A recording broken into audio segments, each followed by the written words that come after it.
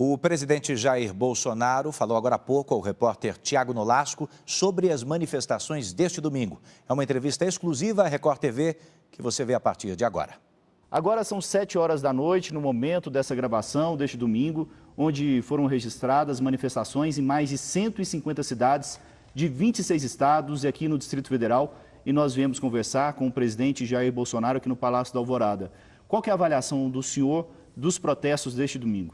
Olha, primeiro, eu não considero como protesto, considero uma manifestação espontânea, que onde não teve ninguém protagonizando isso. Ou seja, veio do coração do povo se manifestar em prol de uma pauta definida. Número de carros queimados, 0. Prédios depredados, 0. Boletim de ocorrência, pelo que eu sei, 0 também. Ou seja, um povo ordeiro que veio cobrar, pedir, nada mais além do que nós aqui em Brasília, Poder Executivo e Poder Legislativo, trabalhem, coloquem em pauta matérias que interessam para o futuro do nosso Brasil. De manhã, durante um culto político, o senhor falou que era um recado às velhas práticas, a manifestação de hoje. A que velhas práticas o senhor se referia? Olha só, tudo que eu falo transforma-se numa tsunami contra o parlamento. Eu não quero brigar com o parlamento acho que nem quer brigar comigo. Mas a verdade incomoda muita gente. Tá? O que se fazia antigamente era que após as eleições, o novo presidente distribuía, em especial, ministérios para os respectivos partidos políticos. O que o povo não quer é isso. O parlamento do momento deu sinal mais do que claro que também não quer mais isso. Agora, algo está travando a nossa pauta. Nós podemos discutir várias questões, né? Várias pautas ao mesmo tempo em Brasília. Se bem quem faz essa pauta e quem, na prática, bota para funcionar a Câmara e o Senado são os presidentes Rodrigo Maia e Davi Alcolumbre. Tenho conversado com eles, né? Eles têm essa vontade também. Alego, em parte, que tem o problema de algumas lideranças que pensam de maneira contrária. Mas eu espero que esse movimento seja um recado, não apenas do parlamento não, para nós do Poder Executivo e, em parte, para os magistrados do Brasil também, para todos aqueles, tá, que, de uma forma ou de outra, interferem na feitura de leis, de modo que essas leis venham a ser feitas de forma mais rápida, para que nós saiamos dessa situação crítica que nos encontramos. Você pode ver, eu peguei um orçamento, já com problemas, estamos pedindo suplementação de verba de um pouco acima de 200 bilhões de reais para poder concluir o ano. Então, nós precisamos de pautas outras, além dessas que eu falei, como a reforma tributária. Precisamos destravar a nossa economia, votar coisas que facilite você empreender no Brasil, que você tenha prazer em ser patrão e, dessa maneira, apareçam empregos para tirar o Brasil da ociosidade em que se encontra. E você trabalhando nessa área, as outras questões, por tabela, tá? Como se por um movimento viesse a acontecer. A geração de empregos, que eu citei aqui, traz a diminuição abrupta, de forma bastante rápida, no tocante à violência também. O senhor comentou do presidente da Câmara, Rodrigo Maia. Como que vai a sua relação com o presidente da Câmara?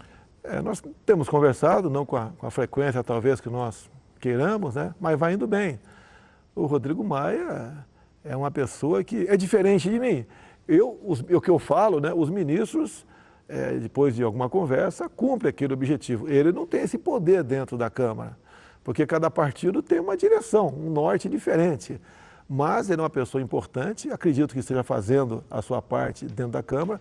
Vou conversar com ele durante a semana novamente, bem como com o Davi Alcolumbre, como pretendo conversar novamente com o Dias Toffoli, para a gente ter um pacto entre nós, para botar o Brasil realmente no destino que toda essa população maravilhosa quer que o Brasil esteja. Nós temos tudo para ser uma grande nação. Falta apenas nós em Brasília aqui, conversarmos um pouco mais e discutirmos realmente o que nós temos que votar em especial, né? E juntos fazer aquilo que o povo pediu por ocasião das eleições e pediu também por ocasião dessas manifestações no dia de hoje. O senhor quer propor um pacto com os presidentes dos outros poderes? Nós não estamos em litígio, deixa bem claro, eu, Rodrigo Maia, o Alcolumbre, o Dias Toffoli, né? Nós estamos em harmonia, mas eu acho que falta a gente conversar um pouco mais, e a culpa é minha também, para que nós coloquemos na mesa o que nós temos que aprovar, o que nós temos que também revogar, porque tem muita legislação que atrapalha o crescimento do Brasil, para esse país aqui chegar no local de destaque que ele merece. Eu tive há pouco no Texas, Estados Unidos. Aquele estado, se eu não me engano, né, se fosse sozinho, seria a 10ª economia do mundo. Como é que pode o Brasil, desse tamanho, ser a 8ª economia do mundo? Muito tem se falado do Congresso tocar algumas reformas que não foram propostas pelo governo, como tem ocorrido com a reforma tributária. O senhor vê algum problema nisso? Sem problema nenhum. Se eu não me engano, essa proposta é do Baleia Rossi de São Paulo, né? Eu não tomei conhecimento da pauta ainda, dessa matéria ainda, porque está faltando uma conversa minha com o Paulo Guedes. Em havendo, ele se inteira, se a proposta dele for boa, vamos tocar essa proposta. Eu não quero ter a paternidade de nada.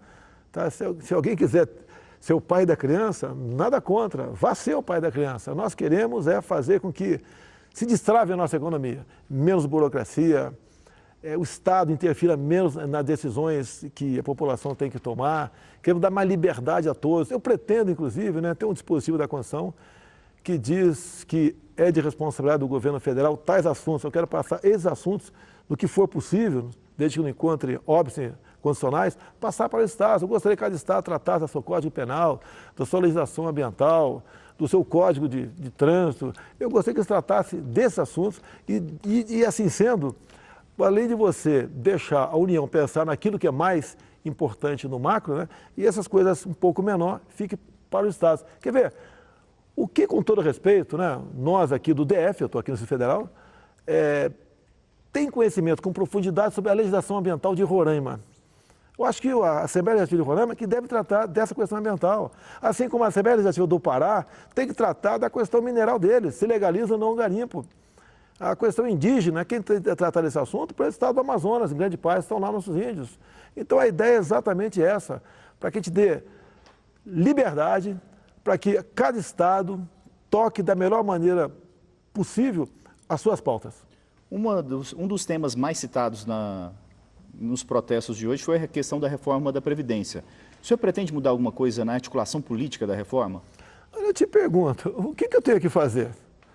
Pô, se quer que eu vá para dentro do parlamento, conversar individualmente com o parlamentar, eu acho que isso não é uma boa prática. Lá é a terra do Rodrigo Maia, no Senado, Davi Alcolumbre. Eu tenho recebido o que posso de parlamentares em meu gabinete. Agora, os parlamentares sabem o que está escrito naquela proposta, né, o que porventura deva ser alterado. E mais ainda, eu sei que eles têm a certeza também, até o pessoal de esquerda, que eu estive agora com os governadores do Nordeste, a grande maioria de esquerda, eles sabem que a reforma é importante. Mas tem um desgaste, é uma reforma que aumenta o tempo de serviço, você tem que trabalhar mais para ter um salário mais próximo que você ganhava enquanto estava na ativa, você corta muitos privilégios também, tem uma diferença enorme entre as duas previdências, a pública e a privada. Então tem desgaste ao tocante a isso daí. Agora, se nós não enfrentarmos isso, e rápido, o Brasil pode sucumbir economicamente. Como mesmo o Paulo Guedes falou há pouco, que fica insustentável a nossa situação econômica, né, se nós não aprovarmos a reforma da Previdência. Daí fizeram até uma fofoca conosco, né, que eu teria falado que ele pode ir embora. Não, não é que ele pode ir embora. Eu acho que se o Brasil economicamente naufragar, acaba a função dele. Ele não tem mais o que fazer. Vai administrar o quê? E vocês conversaram depois desse episódio? Conversamos rapidamente por telefone, mas trocamos uma mensagem de zap também. Entre nós não há problema nenhum. E o senhor acha que é possível aprovar a reforma da Previdência até quando? Olha, você tem uns prazos regimentais para cumprir. Essa programação está muito bem feita no Parlamento, né? Agora, mais do que cumprir essas etapas. No dia da votação, a gente espera que tenhamos aí 3/5 dos votos. A gente tem um grupo de partidos no Congresso Nacional, que popularmente se chama de Centrão, que ora é favorável ao governo, ora é contrário. Como que está a relação com o Centrão, o governo, e como o senhor vê esse posicionamento desses partidos, ora favorável e ora contra o governo? Olha, eu tive no Paraná esses dias, tinha um grupo de parlamentares ali que estavam nos partidos ditos Centrão. E eles ali falaram, olha, esse rótulo não está pegando bem para nós, né? O meu voto é independente. E assim é grande parte desses parlamentares. Então o Centrão ficou um palavrão. Eu acho que os líderes têm que trabalhar para desvincular-se disso daí. Agora, a melhor maneira de mostrar que eles não têm nada a ver com o dito Centrão, que foi satanizado esse nome, é ajudar a votar aquilo que interessa para o Brasil.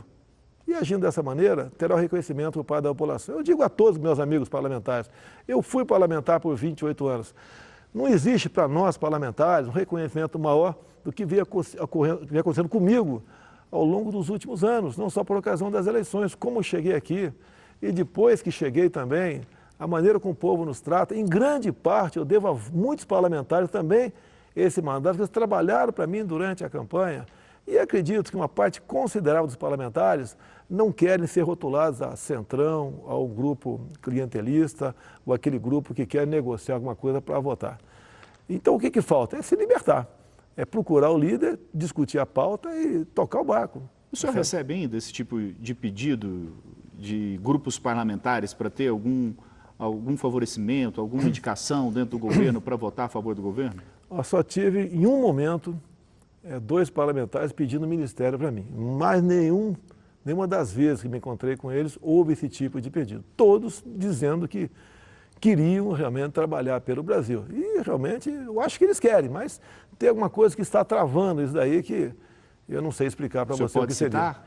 Não vou citar não, porque é questão de ética aqui, até porque foi uma conversa reservada, nós temos que preservar isso daí, até para não perdermos a credibilidade junto ao parlamento brasileiro. Então, como disse, essa forma de fazer política existia no passado. Desculpa aqui, eu acho que é pela primeira vez na vida, estamos vendo no Brasil um presidente que, depois de eleito, está tentando, de todas as formas, fazer cumprir o que falou durante a campanha. Quando você fala em Centrão, esse nome surgiu lá atrás, quando o senhor Geraldo Alckmin juntou vários partidos, né, para apoiá-la por ocasião das eleições. Ali, então, apareceu o nome Centrão, ali que tudo começou. Acabaram as eleições, não existe mais Centrão. O nome está errado. Agora, os parlamentares têm que buscar uma maneira de se desvincular disso aí, porque é bastante complicado você sendo pejorativamente enquadrado como estar num Centrão que quer negociar tudo, segundo eu vejo pela mídia aí. Agora, comigo, o Centrão nunca, ou melhor, os parlamentares do dito Centrão nunca procuraram para discutir partilha de ministérios, de estatais ou bancos oficiais. Um projeto muito citado pela população hoje também foi o pacote anticrime do ministro Sérgio Moro. O governo vai colocar também um pacote como uma das prioridades no Congresso? Olha, o Rodrigo Maia sabe da importância desse projeto, o Moro esteve conversando com ele muitas vezes, e é um projeto importante porque serve para inibir a violência no Brasil, bem como lavagem de dinheiro, né, combate ao crime organizado.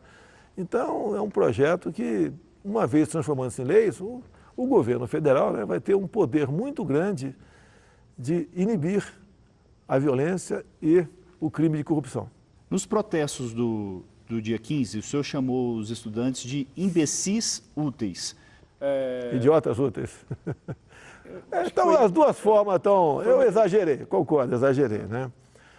O que diz aí o certo são inocentes úteis. A grande maioria são garotos, são inocentes, nem sabiam o que estavam fazendo lá.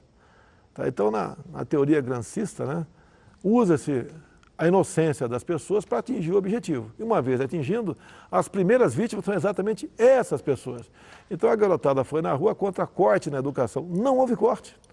É um contingenciamento, eu deixei de gastar, eu não tirei o dinheiro do banco. Segurei aproximadamente 3,6% do montante, que seria 30% de 12% das despesas discricionárias. E a molecada, né, foi usada, essa garotada foi usada por professores inescrupulosos, uma parte, né, para fazer uma manifestação política contra o governo. Nós sabemos que a juventude tem um peso muito grande nessas manifestações. Agora, me desculpe, mas foram usados por esses professores que não têm, a minoria, né, não tem o compromisso de fazer com que esses jovens sejam lá na frente bons profissionais, bons empregados ou bons patrões. Presidente, muito obrigado pela entrevista e um bom domingo para o senhor. Obrigado.